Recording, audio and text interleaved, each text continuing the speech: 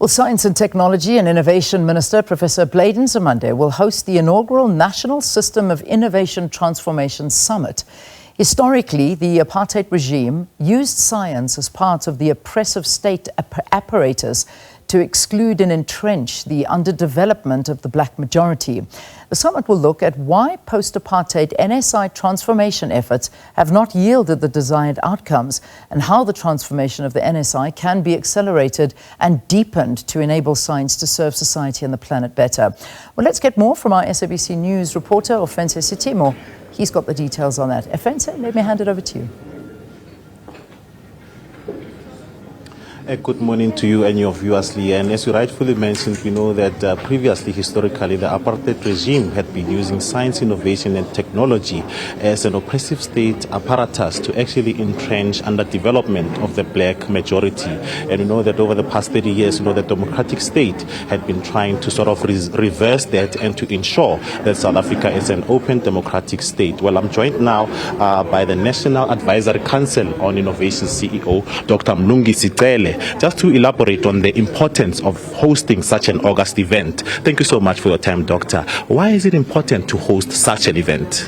Thank you very much. Good morning to Morning Live and your viewers as well. The event is important for many reasons, which the Minister will elaborate later on today.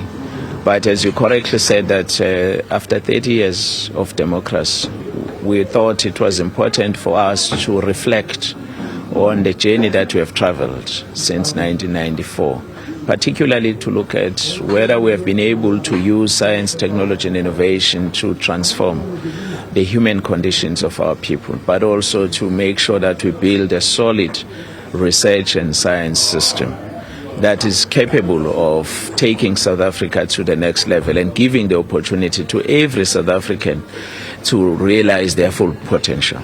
Absolutely. And what are some of the challenges of actually transforming the previous system of science, technology and innovation, and how can this particular summit ensure that it addresses those challenges? Well, the first challenge, as you would remember, that the pre-1994 science and technology system was designed to serve the needs of the few, just less than 5 million. So we had to transform the system to respond to the needs of the majority.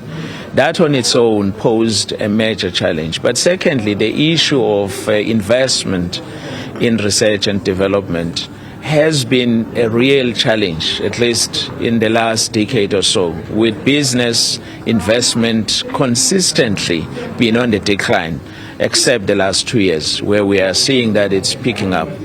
The second issue, of course, is the human resources. In other words, the talent, the people who are trained as scientists, engineers and technicians, innovators. We have very few of those who are black and women and young. And yet our economy requires science, technology and innovation, trained people to grow it. Absolutely. And how do we make this sector to be inclusive, especially of the previously marginalized majority? Well, working with other government departments, such as the Department of Higher Education and Training, there are various initiatives that have been put in place to provide opportunities of access, for instance, for previously marginalized communities to enroll, number one, at universities, and then to do subjects like science, mathematics, and engineering, which were previously denied. And then secondly, to proceed from undergraduate to postgraduate. That's where we use our National Research Foundation to offer grant scholarships to support those who have interest in pursuing careers in science, technology and innovation. And then, of course, there are different instruments that are being used to provide support, for instance, to small, medium enterprises through technology support stations program, and a range of other instruments to support researchers, both established and emerging. But that's not enough. That's why the summit is here to also hear what stakeholders think are the gaps or things that hadn't worked, because they were most interested in what we need to do to correct and fix, but also to take a long-term perspective and understand where the world is moving and how do we then position South Africa to make sure that we are not left behind as the world is transforming. So everybody is aware that AI is the big thing, even in issues of trade and industry globally. It's at the heart of geopolitical dynamics. We can't be left behind as South Africa. Absolutely. Thank you very much. As you can hear, that's the National Advisory Council on Innovation CEO actually saying that this particular summit will ensure that it addresses the injustices of the past when it comes to science and innovation, and to ensure that it places the country on par with the trends that we've seen developing the world over. And with that, it's back to you in studio.